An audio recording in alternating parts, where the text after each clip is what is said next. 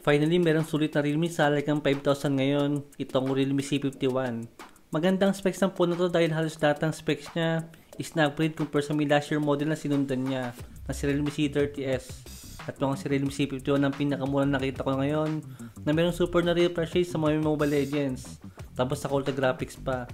Hindi ko inaasahan to guys. Then naka-Unisoc T616 lang siya na processor. Tapos dating 10 watts nga lang yung kanyang charger. Tapos naging 33 watts na ngayon sa may bagong C51. Kaya niya mag-full charge ng isang oras lang mahigit. Compare sa may kalokohan ni Redmi. Naka 18 watts lang. 2 hours lang mahigit na naka-charge. Tapos hindi pa na po full charge. Tapos sa 8,000 pa yung SRP. Inside sa box ng Realme C51 is meron siyang 33 watts na charger nga. Type-C na cable. Saka jelly case. Color mint green itong Realme C51 natin ngayon. Isa pa na upgrade dito is itong camera niya na dating naka 8 megapixel lang. Tapos ngayon is naka 50 megapixel na. Sobrang laki na upgrade niya. Maya lang ipapakita ko yung mga sample picture dito. Sa mid display niya is meron pa rin siyang teardrop notch na meron 8 megapixel na front selfie camera. Malaki ang display niya ngayon na meron 6.74 inches na naka 9Hz sa refresh rate at naka 720p pa rin isang resolution. Pwede pa rin naman yan, ina-upgrade pa rin naman yung kanyang display na dating 6Hz lang sa may last year model. Isang maganda rito sa mga naka 720p na mga resolution, i-support nila sa mga battery. Pero mas okay pa nga rin sana kung naka 1080p siya na resolution, lalo kung mahilig ka manood ng movie. Saka pansin ko lang na maganda talaga ang display ni Realme, kahit di siya naka-AMOLED. Sharp pa rin siya at detailed ang display niya. Kung mahilig ka manood ng YouTube video guys, hanggang 720p lang yung pwede niya. Kaya nga naka 720p lang yung resolution niya dito. Isang nagustuhan ko talaga kay Realme is maganda yung UI niya. Simple lang siya. At higit sa lahat, pwede mong disable yung maraming application sa kanya na hindi mo naman kailangan. Katulad ng mga maraming Google apps. Alay kila Redmi at Poco, napakaraming apps nila doon. Tapos hindi mo pa pwedeng i-disable. Saka ramdam na ramdam ko guys sa pagiging 9Hz sa refresh rate niya sa may display. Compare sa may Redmi 12 na naka 9Hz din. Pero parang di naman naka 9Hz yung refresh rate niya sa may actual na. Naka 130 na siya out of the box. At naka almost stock 100 siya. Which is mas gusto ko yung ganito.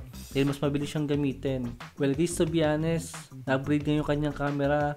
Pero hindi naman nag-improve dito sa may front selfie camera niya. Napapangitan ako sa may front camera niya or maybe pangit lang talaga yung nag-selfie. Sa back camera naman medyo hindi ako satisfied sa kanya. Pero kahit paano okay naman na siya. Pwede na siyang pagtiyagaan. Kaya I suggest kung mahilig ka mag-camera, iwasan mo tong si Realme C51.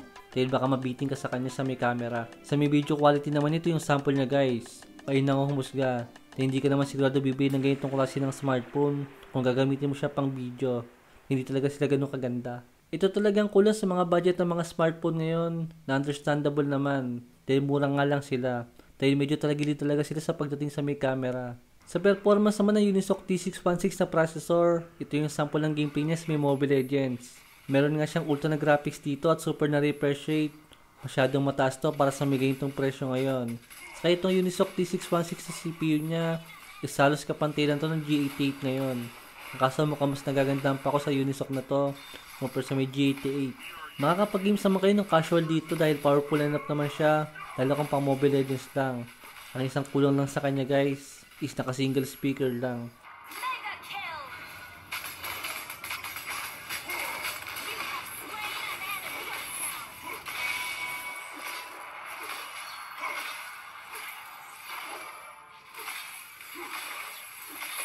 Legends never surrender.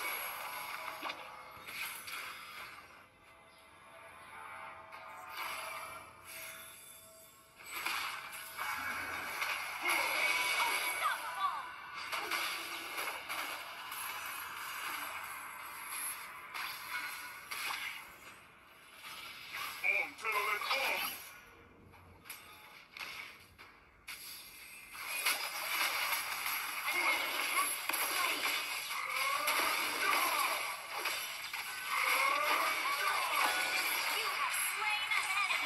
At ito naman yung kanyang Antutu score guys. At meron siyang Mali G57 MP1 na GPU.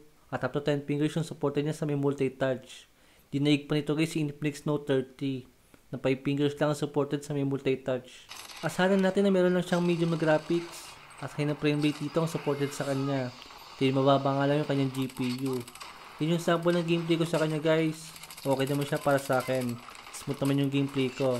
Pero pagka maglalaro ka na nga ng Battle Royale, doon mo na makikita yung kanyang pagkukulang sa may performance dito.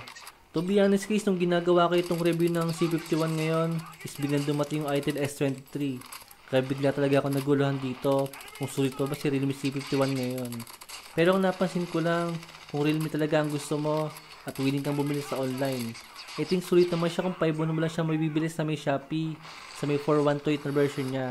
I think panalo na yun para sa akin sa ganung presyo. Sadya napakalakas lang talaga makahype ng Itel S23 ngayon. Pero tingnan pa rin natin sa may actual na review natin kung talaga mas sobrang sulit ang smartphone na yan.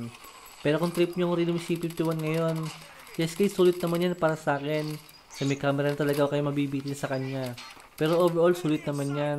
Dahil marami pa rin naman na ayos sumubok sa mga Itel dyan. Kaya think para sa akin, okay naman si Realme C51.